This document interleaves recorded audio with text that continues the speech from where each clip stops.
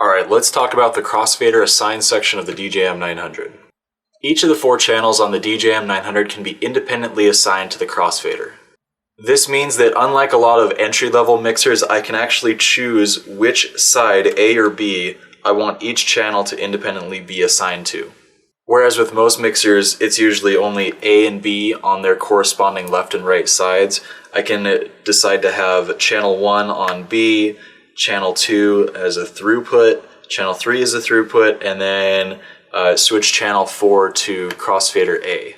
You can see that in order to assign the channel, all you have to do is flip the switch directly below each channel to correspond to whichever side you want it to be assigned to.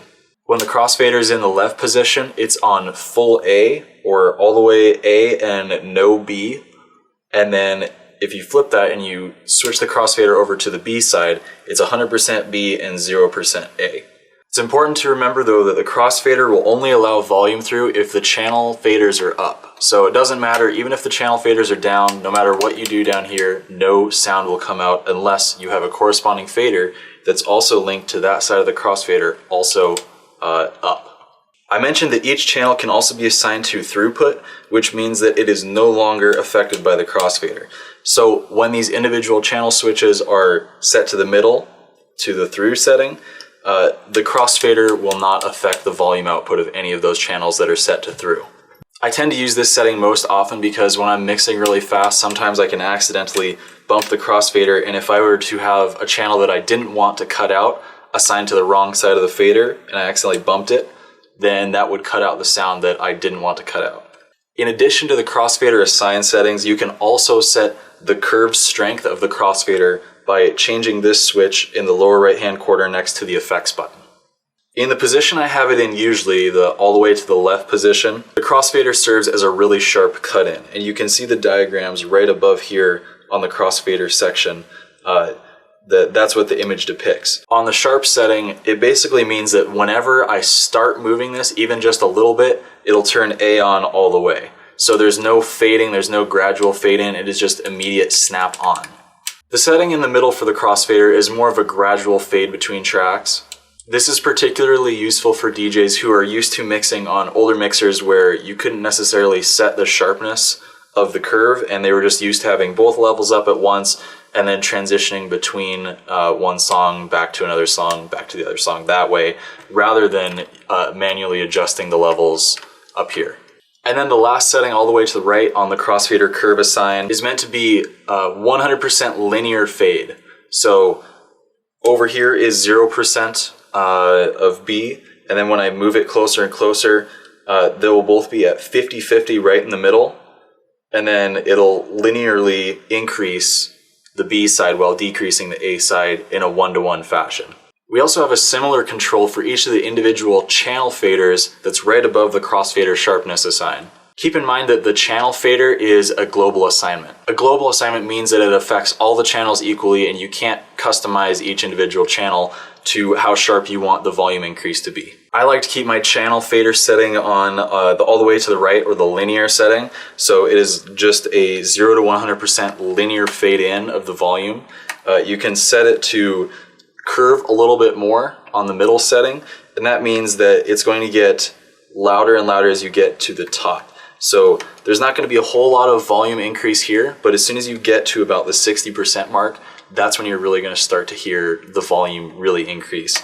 And then if you kick it up one more level further with the furthest to the left setting, that will be really, really sharp, and you won't even be able to really hear it that loudly in the mix until you get up to almost 80%, and then that last 20% is going to be where you get most of your volume. So I'll show you an example of how to set the crossfader assign while using a track. I have a track loaded up on deck 3, and I'm going to assign that to crossfader B. Since it's on the right side, I'm more used to B being on the right side and A being on the left side. Some DJs, particularly scratch DJs, like to invert the settings so that they have A on the right side and then B on the left side. That's just a personal preference that some DJs may have. Since I have channel 3 crossfader assigned to B, no volume will come through. Even if I have this channel fader all the way up, no volume will actually come through until I break the fader to the right.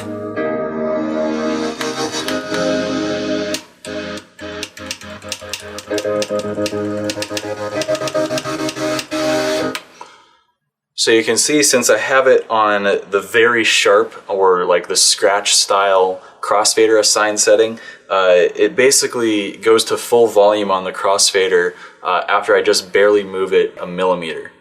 Now change the crossfader assign setting to the middle setting. So it's not quite as sharp as the scratch setting, but not quite a linear fade as the setting to the far right.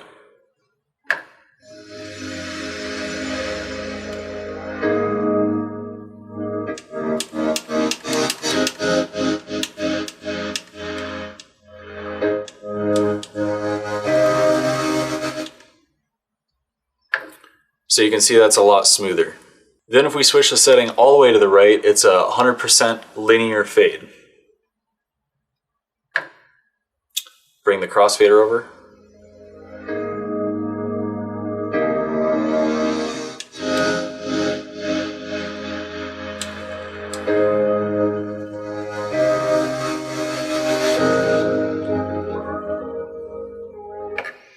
So that's a pretty cool way to make some transformative effects. Now I'll switch the crossfader assign to through and show you that no matter what happens with the crossfader, as long as that channel is set to through, the crossfader will not affect the output.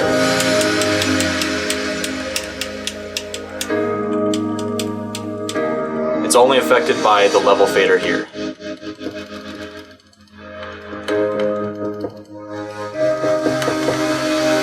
And of course, that was on the 100% one-to-one linear fade. If I switch this all the way to the far left setting, just to show you the dramatic difference between those two, you'll see what it sounds like. So even though I'm already at 50% level on the fader, you can barely hear it.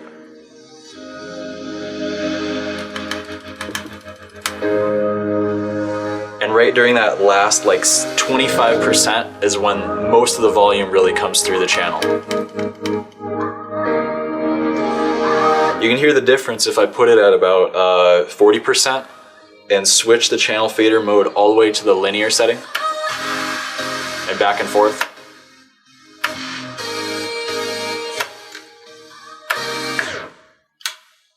So that's how you deal with the crossfader assign settings on the DJM900. Thanks for watching.